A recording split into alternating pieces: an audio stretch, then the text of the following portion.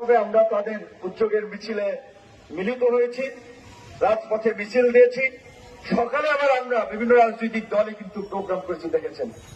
এইটা হচ্ছে আমাদের ঐক্য এবং দৃঢ়তার শক্তি। আজকে এই যে শিক্ষার্থীরা আন্দোলন করছে ঢাকা বিশ্ববিদ্যালয়ের শহীদ মিনারে, ইতিমধ্যেই হাজার হাজার শিক্ষার্থীরা ছাত্রলীগের বিরুদ্ধে প্রতিরোধ করে তুলেছে। রংপুরে পুলিশ লাশ ছিনিয়ে নিতেছিল পাকিস্তানিদের মতো, পুলিশের কাছ থেকে ছাত্ররা লাশ কেড়ে নিয়েছে। সেই লাশ নিয়ে পুরো রংপুর আজকে উত্তাল সমুদ্রে পরিণত হয়েছে। ঢাকা বিশ্ববিদ্যালয়, সায়েন্স ল্যাব, আলুবাজার, ওই প্রগতি সরণি, বিভিন্ন জায়গায় ছাত্ররা স্বতঃস্ফূর্ত ভাবে আন্দোলন চলছে।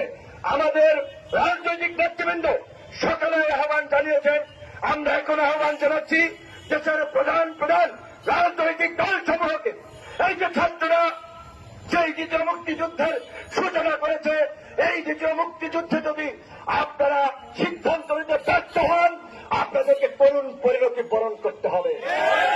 ওই ঢাকা বিশ্ববিদ্যালয়ের নারী শিক্ষার্থীদেরকে যেমন পিটিয়েছে, ছাত্রদেরকে যেমন পিটিয়েছে, জাহাঙ্গীরনগর বিশ্ববিদ্যালয়ে যেমন ভাইস চ্যান্সেলরের কার্যালয়ে ঢুকে শিক্ষকদের বুকে গুলি চালিয়েছে, গলায় পাড়া দিয়েছে, এই ছাত্র আন্দোলনে যদি এই ছাত্ররা পরাজিত হয়, আমাদের ভবিষ্যৎ পরিণতি তাই হবে।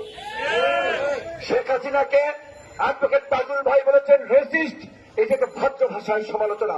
আমি বলবো আজকে শেখ হাসিনা যেভাবে ছাত্রলীগ যুবলীগকে অস্ত্র, রণ্ড, রড, লাঠি সোটা দিয়ে সারা বাংলাদেশে তাণ্ডব চালাতে নামিয়ে দিয়েছে, তাতে আমি শেখ হাসিনার মধ্যে নব্য হিটলারের প্রতিচ্ছবি দেখতে পাচ্ছি।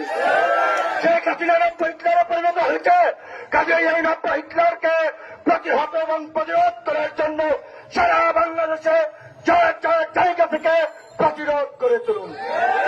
মঞ্জু ভাই একটা আলোচনা চালাচ্ছেন সমস্ত রাজনৈতিক দলগুলোকে নিয়ে, এইভাবে ব্যানার ম্যানার ছাড়া রাজপথে শেখ হাসিনার পতনের দাবিতে নামা যায় কিনা। আমরা গতকালকে এই প্রোগ্রাম থেকে আগামীকালকে কালো পতাকা মিছিল ঘোষণা করেছি। কর্মসূচি যাই হোক, যাদের সাথে আলাপ আলোচনা করে আগামীকালকে একসাথে নামা যায়। আমরা সারা দেশে শিক্ষার্থীদের উপরে অব্যাহত হামলা, হাসপাতালে হামলা এবং গুলি করে হত্যার প্রতিবাদে আগামীকালকে 11টায় কালো পতাকা মিছিলের জন্য মিলিত হব। আর সবাইকে আমরা আহ্বান জানাবো, যার যার জায়গা থেকে রাজপথে নেমে পড়ুন।